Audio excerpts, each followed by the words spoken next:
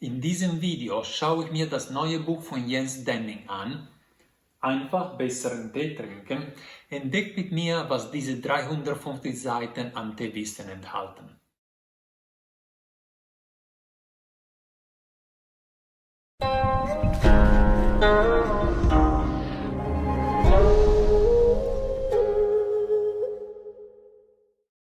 Hallo zusammen, hier ist Gabriele von Nanoshine, wo wir das Vergnügen teilen, echten Bauentee zu trinken und zu entdecken.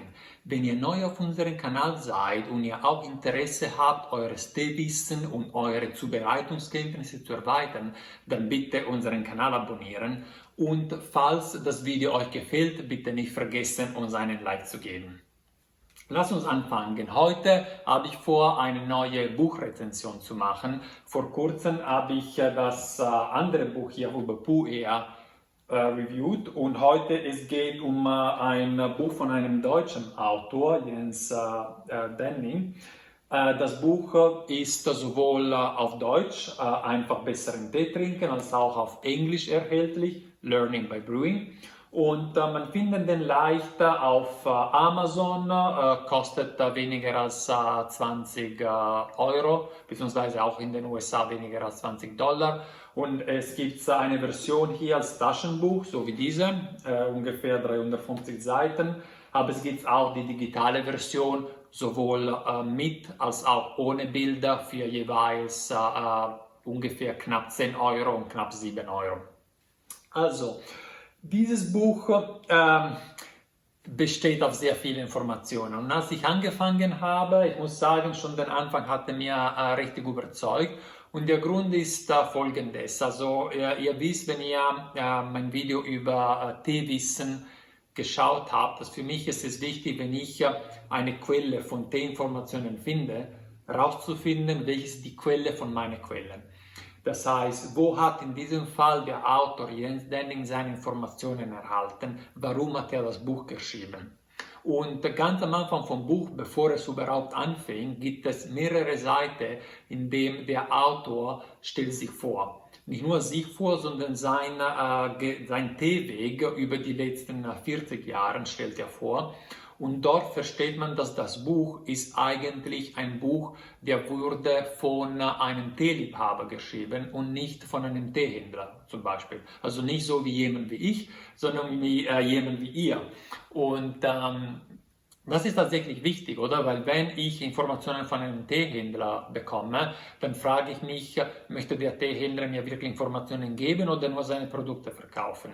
In diesem Fall ist eben eine persönliche Meinung eigentlich. Es geht wirklich viel um eigene Erfahrung und persönliche Erfahrung, die weitergegeben wird. Und der Grund, warum das Buch geschrieben wurde, steht auch ganz am Anfang geschrieben und beschildert.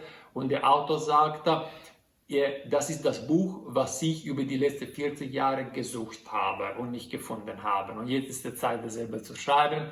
Ich komme gleich auch dazu, warum. Aber was gibt es im Buch? Natürlich, es geht über Tee, aber worüber genau? Ich habe hier eine digitale Version und das können wir uns zusammen anschauen. Und zwar, ganz am Anfang steht das hier in grün, das Buch ist gedacht als Empfehlung für die Auswahl, den Einkauf, die Lagerung und die Zubereitung von Tee. Und das mit über alle Tee der Welt, aber mit besonderen Schwerpunkt auf China und Japan. Ich würde dazu sagen, dass eigentlich diese Beschreibung trifft nur die erste Hälfte vom Buch, das heißt vom Einkauf bis zur Zubereitung und Verkostung. Die zweite Hälfte des Buches ist eher eine Sammlung an eine Beschreibung, eine ausführliche Beschreibung von allen möglichen Tee dieser Welt. Es geht über 200 Seiten aus. Und ich werde euch nur ein paar Einblicke da geben, weil es ist wirklich ein wichtiges Einteil des Buches, besonders wichtig für diejenigen, die schon eine gewisse Erfahrung mit Tee haben. Und ich habe natürlich vergessen, meinen Tee auszuschenken, einen Grüntee. Entschuldigung.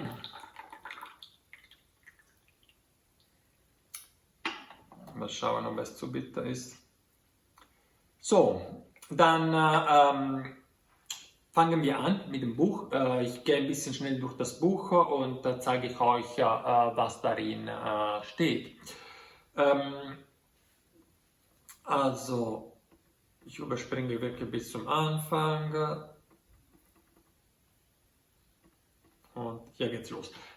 Die ersten 2 Kapitel sind Grundwissen. Es geht darum, die verschiedenen T-Kategorien zu beschreiben, in diesem Kapitel hier. Und ganz am Anfang wird unterschieden zwischen Oxidation und Fermentation. Das ist tatsächlich ein sehr wichtiger Punkt. Und dann geht es weiter mit alle einzelnen Teesorten, also Weißtee und so weiter. Relativ ausführlich, muss ich sagen, aber nicht zu viel. Also es ist wirklich nur, um auch den Anfänger sozusagen zu initiieren.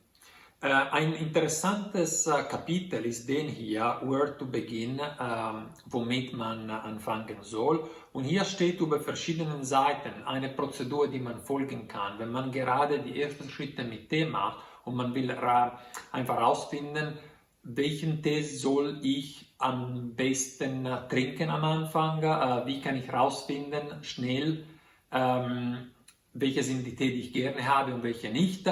Das ist eben das Buch, das Jens Denning wollte haben vor 40 Jahren und hatte nicht. Und hier ist gedacht wirklich für diejenigen von euch, die am Anfang sind, um herauszufinden, wie kommt ihr am schnellsten zum Genuss.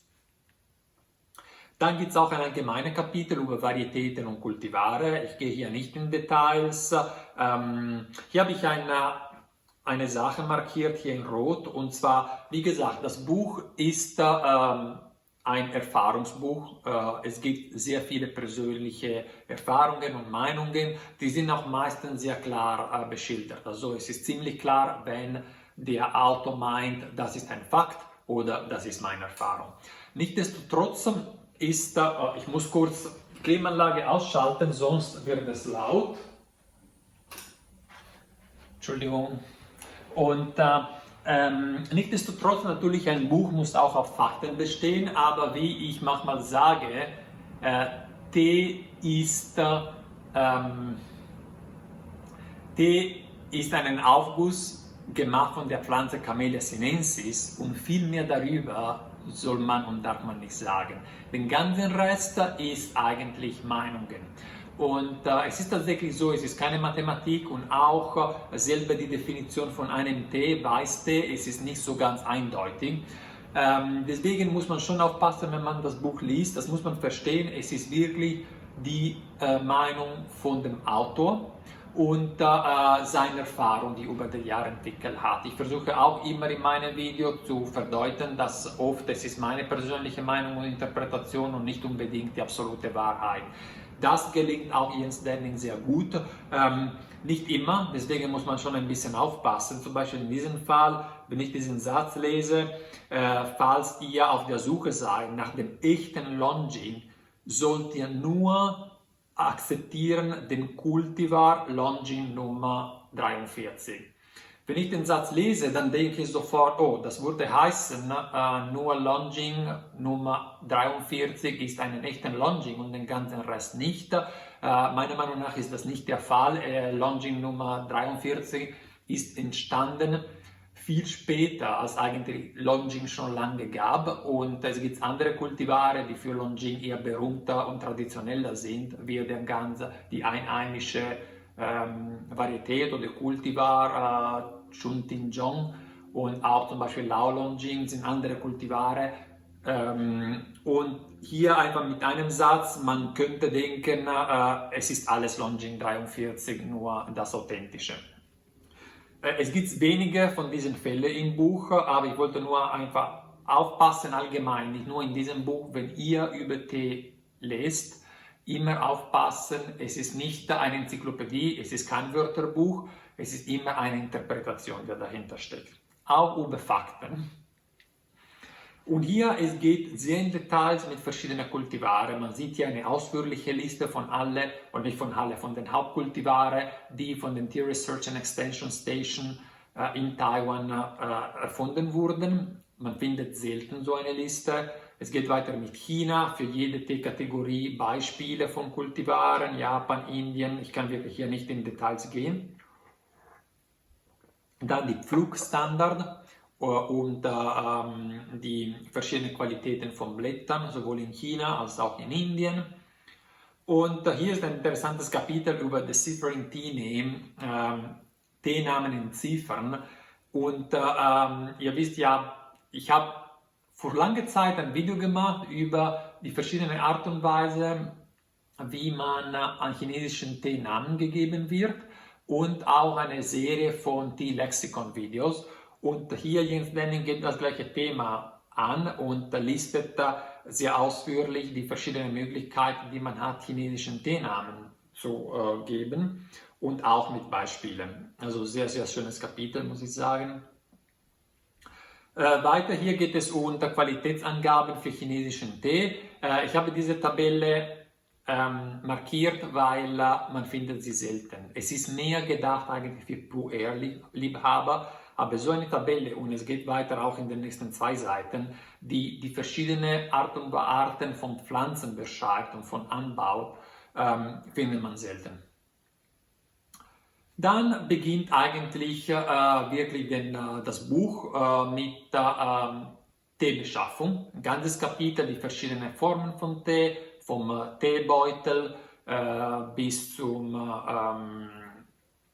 lose Tee und welche verschiedene Quellen hat zur Verfügung, vom Supermarkt bis zum Elite Tee-Shop, welche sind die Vorteile und Nachteile. Und ich trete auch auf diesem Buch auf. Das bin ich vor 10 Jahren und es hat mich gefreut eigentlich als Jens, den ich persönlich kenne, weil wir haben zusammen in München ein paar Mal Tee getrunken, war ich zum Besuch und dort haben wir Tee getrunken mit ihm und seiner Teegruppe in München. Und er hat mich nach einem Bild gefragt und er hat mich als Beispiel genommen für europäische Teehändler, die nach China geht, um Tee vor Ort zu wählen. Das war eine Ehre, danke Jens dafür. Und Kapitel über Freunde, sehr wichtig, Tee ist gesellig, muss man mit Freunden trinken und das ist auch für Jens Denning sehr wichtig. Und ein ganzes Kapitel über Preise. Ihr wisst, für mich das Thema ist auch sehr wichtig, habe ich 3 Videos darüber gemacht und hier auch Jens Denning widmet einen ganzen Kapitel zum Thema Preis. Was heißt Qualität, was heißt Preis, wie stehen sie zueinander, wie viel solltet ihr für Tee ausgeben? Dann Lagerung. Ich gehe wirklich hier auch nicht in Details. Es geht sowohl um kurzfristige Lagerung, ja, in den nächsten Monaten, oder auch langfristige Lagerung über die Jahre. Werden die einzelnen Teesorten einzeln angeschaut. Teezubereitung. Der Kapitel Teezubereitung wird unterteilt in 2 verschiedene Gruppen oder Teile. Das erste Teil ist eine Beschreibung von allen möglichen Geschirre, Utensilien, die man zur Verfügung hat, wie man sie nutzt, wann man sie nutzt. Und ich überfliege hier ein bisschen über die Seiten, sowohl chinesische Teekannen als auch japanische Teekannen. Interessant ist diesen Kapitel hier über das eigentlich, Gongdao Bei.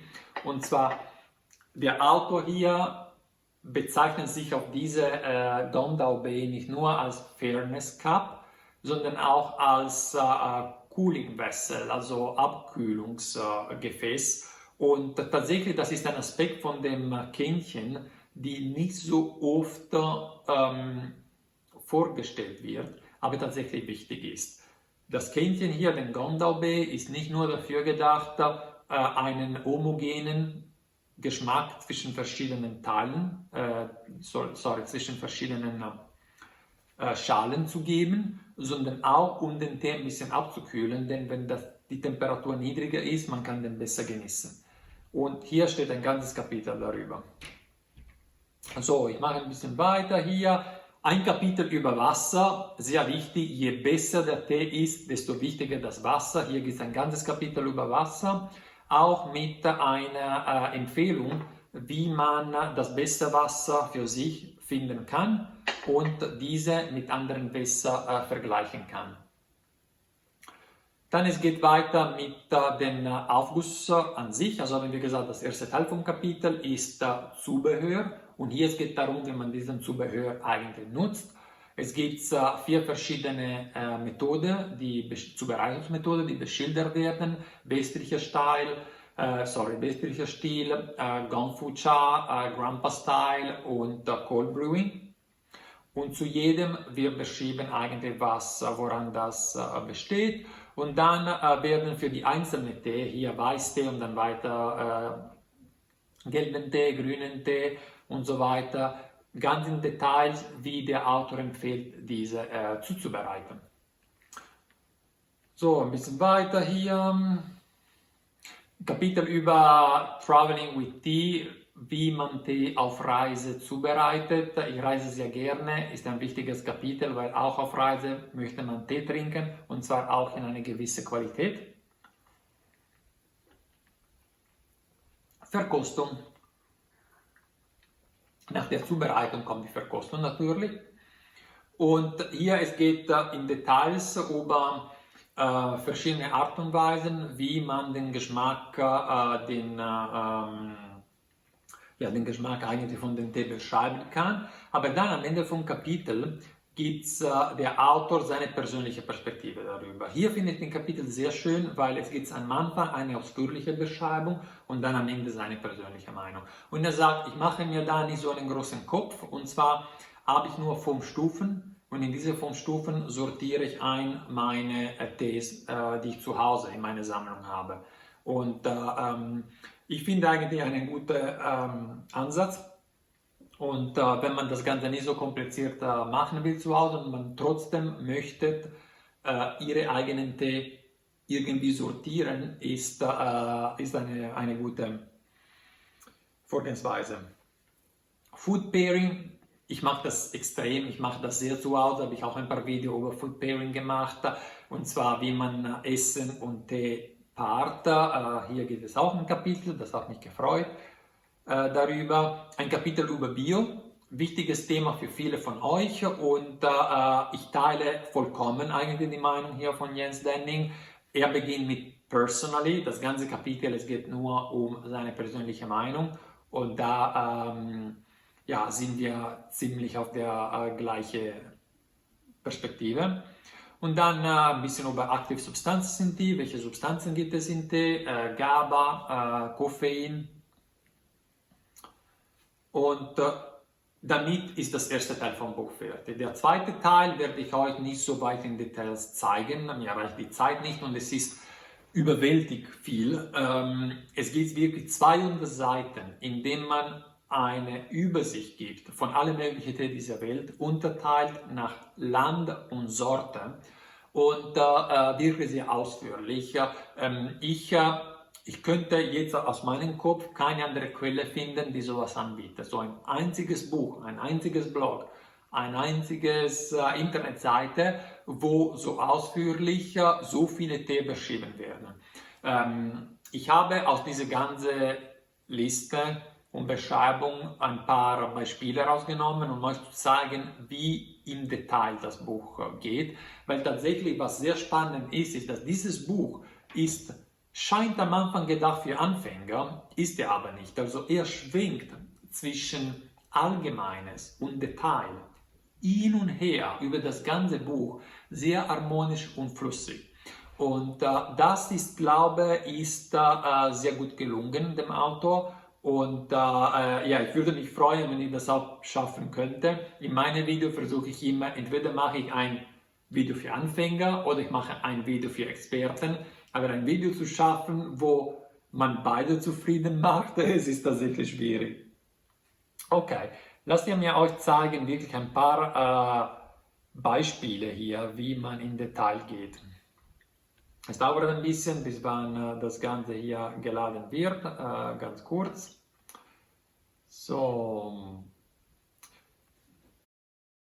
was haben wir? Moment. Jetzt geht's los. Es dauert ein bisschen, das Buch ist sehr groß und es dauert ein bisschen, das zu laden. Hier hat man einen Vergleich zwischen Maofeng und Maojian. Maofeng und Maojian sind zwei Begriffe für zwei Arten von Tee, die bedeuten eigentlich dasselbe. Die haben dieselbe Bedeutung. Und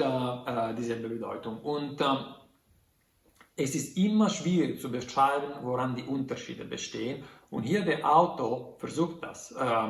Ich habe nicht mal ein Video darüber gemacht, weil es ist tatsächlich schwierig. Und er macht eine Tabelle, wo er sagt, diese sind die Eigenschaften von Maofeng, diese sind die Eigenschaften von Maojian. Er macht Beispiele. Sowas findet man extrem selten.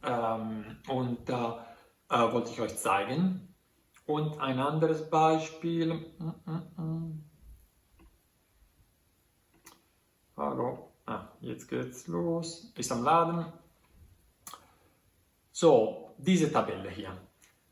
Diese sind die berühmtesten Teebergen und Anbauregionen in Yunnan. So eine Tabelle wiederum findet man sehr selten.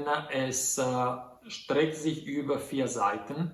Und hat man einfach alphabetisch die Hauptbergen in Yunnan für Pu'er. Also für Leute, die sind Pu'er begeistert, hat man hier wirklich eine gute Referenz. Und noch eine Sache wollte ich zeigen. Es gibt sehr viele Bilder in dem Buch. Und wenn mein Computer mitmacht, genau. Und hier gibt es ein Tea Cake, der ist dasselbe wie diesen, den ich zu Hause habe. Ich fand das lustig, weil es ist da natürlich den 7542 von Dai ist der berühmteste Tea Cake der Welt, würde ich sagen, der berühmteste Shampoo der Welt. Aber wir haben das sogar in der gleichen Packung. Das, was er hier auf dem Buch hat, ist von 2014. Meinen ist vom Jahr davor, 2013. Noch ungeöffnet und ich dachte, gut, wenn auch der Jens Denning das im Buch hat, dann darf ich vielleicht ein Video über eine Verkostung machen. Demnächst kommt das auch. So, es geht natürlich weiter auch mit Japan, nicht nur mit China. Und nach Japan kommt auch Indien, das ganze indische Subkontinent. Es kommt auch Afrika und andere Anbaugebieten. Ich zeige euch nicht das Ganze, aber eine Sache wollte ich euch zeigen in Japan. Er geht alle verschiedenen Arten von Tee durch und sogar postfermentierte Tee, dunkler Tee. Ganzes Kapitel über die postfermentierte Tee in Japan findet man auch sehr selten. Ich war überrascht, ich habe ein Video mit Noli, ein japanischer Tee-Experte, genau zu diesem Thema gemacht. Und es war erfreulich, wirklich hier auch genau die Bilder zu sehen von dem Tee, die ich auch mit Noli getrunken habe. Ja. Und wie gesagt, das ist alles, was ich euch zeigen wollte zu diesem Buch. Es gibt so viel. Der Preis ist extrem vernünftig. Ich finde das fast zu günstig. Also 350 Seiten kosten 90 €, wie gesagt. Und hier in dem Taschenbuch sind alle Bilder schwarz-weiß. Deswegen ist es gut, das zum Anhaben, aber ich empfehle eigentlich auch die digitale Version, wo alle Bilder auch farbig zu sehen sind. Und wenn ihr einfach ein kleines Budget habt und trotzdem dieses Teewissen haben wollt, es gibt für weniger als 7 € eine digitale Version nur mit Text. Ich hoffe, ich könnte euch einen guten Einblick in das Buch hineingeben. Und bis zum nächsten Video. Vielen Dank fürs Zuschauen. Bitte nicht vergessen, unseren Kanal zu abonnieren und uns einen Like zu geben. Tschüss.